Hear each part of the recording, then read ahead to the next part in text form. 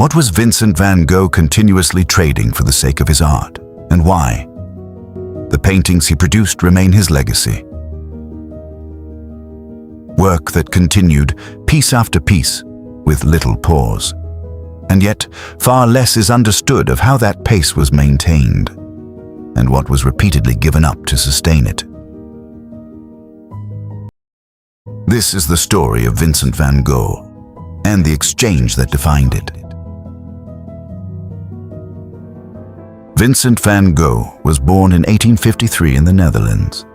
His early adult life did not follow a stable direction.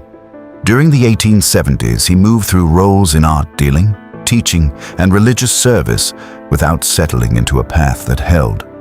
Painting was not yet his established work. That changed in 1880. It was during this period, encouraged by his brother Theo, that Vincent began to focus seriously on becoming an artist. He did not enter the work through a conventional academic route, nor from a secure professional position. Theo, who worked as an art dealer, supported him financially as Vincent began to paint. Vincent had a close relationship with his brother, and the two had maintained a written correspondence since Vincent was 19 and Theo 15. But from 1880 onward, the purpose of that correspondence began to shift.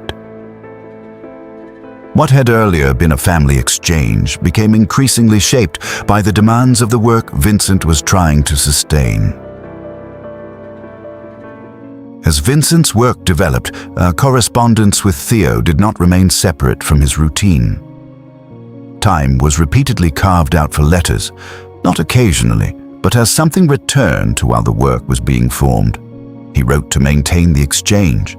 Letters were sent, answered, and returned to in sequence, so that correspondence itself became a repeated part of how the work was carried forward. He did so while trying to establish himself as a painter under unstable conditions. Time spent in correspondence was time not spent elsewhere, and yet that time continued to be made. The correspondence with Theo expanded. More than 800 letters have survived to date. The time Vincent cleared for writing served practical purposes that helped make the work possible. Through the letters, he maintained the relationship while Theo continued supporting him financially. He sent descriptions, reflections, and sketches of paintings he intended to create, turning the correspondence into a form of progress reporting as the work developed. But the letters did more than secure support or document the work.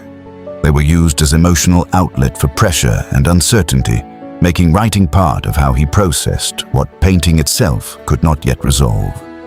Time was given to correspondence without being lost. By 1888, Vincent van Gogh's work entered a different phase. He moved to Arles in the south of France, seeking conditions in which he could work more fully. During the 2 years that followed, through Arles, Saint-Rémy, and later Auvers, the pace of his output increased sharply.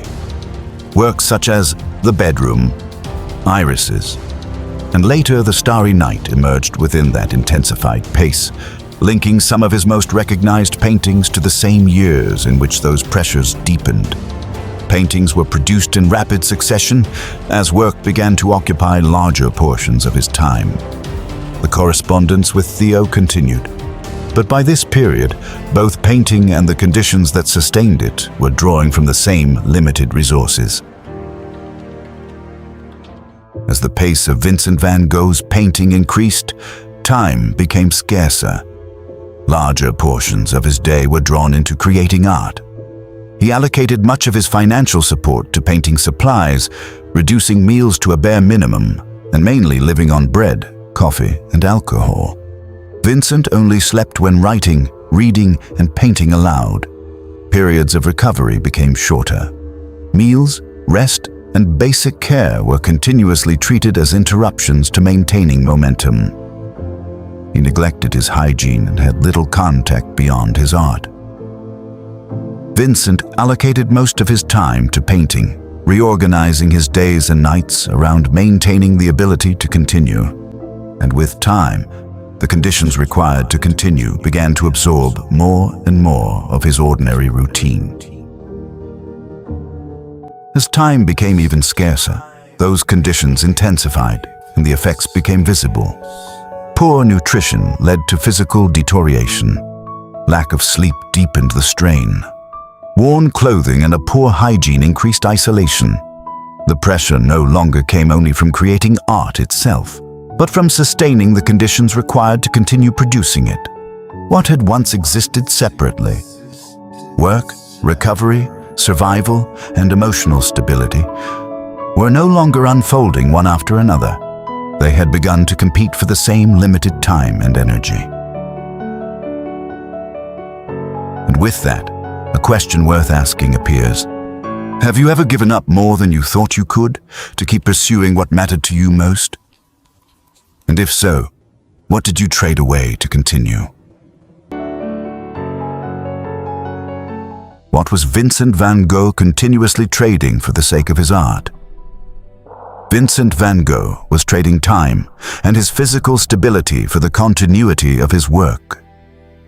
And he kept doing so because his work had become inseparable from the rest of his life. To him, it carried passion, obsession, and a sense of purpose he placed above his own well-being. And it carried an obligation to justify the support Theo continued to give. Under those conditions, putting himself second may not have appeared as sacrifice, but as what the work demanded to be continued. In 1890, at 37, Vincent van Gogh died 2 days after shooting himself. Having sold little in his lifetime, he did not live to see his paintings become widely recognized, nor to see the value they would later hold, far beyond what they had meant within his own lifetime. What had existed largely between Vincent and Theo, as work, as struggle, and as shared belief, would later carry a significance reaching far beyond them both. What appears as a personal trade-off is not limited to a single life.